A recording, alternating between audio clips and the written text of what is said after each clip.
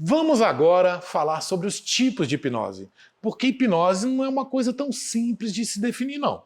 Essa vai ser uma aula rápida para vocês entenderem algumas aplicações da hipnose, que elas também são tipos de hipnose, sabores de hipnose. Presta atenção aqui em alguns tipos.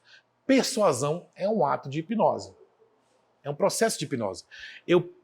Através de técnicas e processos de persuasão que a gente vê muito comumente na área de vendas, na área de marketing também, a persuasão faz com que você mude a sua percepção sobre algo.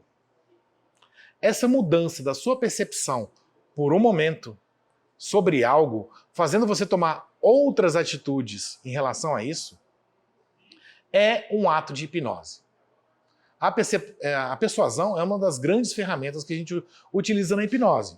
Um outro sabor de hipnose é o que é o transe hipnótico, onde é um estado em que a gente pode, inclusive, ver, se certificar de que a pessoa está hipnotizada através de medições biológicas, do batimento cardíaco, da temperatura corporal, de mudanças de comportamento do seu organismo.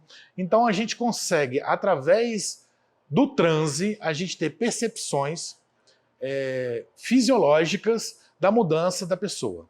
Esse também é um tipo de hipnose. E esse, quando a gente fala de transe, o transe hipnótico, quando a gente fala de transes religiosos, de transes em catarses em grupos, não necessariamente, que nem atividades que a gente vê em palestras de coaching, em palestras motivacionais, a gente também pode considerar que é como se fosse um transe coletivo, e isso também é um estado hipnótico.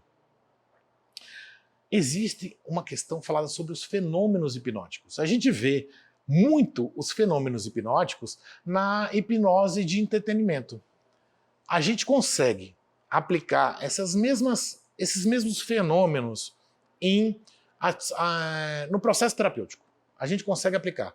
É claro que o uso é diferente. O objetivo não é fazer a pessoa rir, não é a pessoa se divertir, mas a gente usa esses fenômenos desse tipo. Eu vou falar mais detalhadamente, especificamente sobre os fenômenos, mas mudanças de percepção da realidade, do tipo percepção de tempo, percepção de temperatura, percepção de sensação, percepção de visão. São várias percepções que você consegue mudar, que a gente chama de fenômeno hipnótico. Agora, tem um processo que é muito utilizado em psicoterapias, que é o processo de fechar os olhos e imaginar algo, que na hipnose a gente chama de imaginação ativa ou visualização.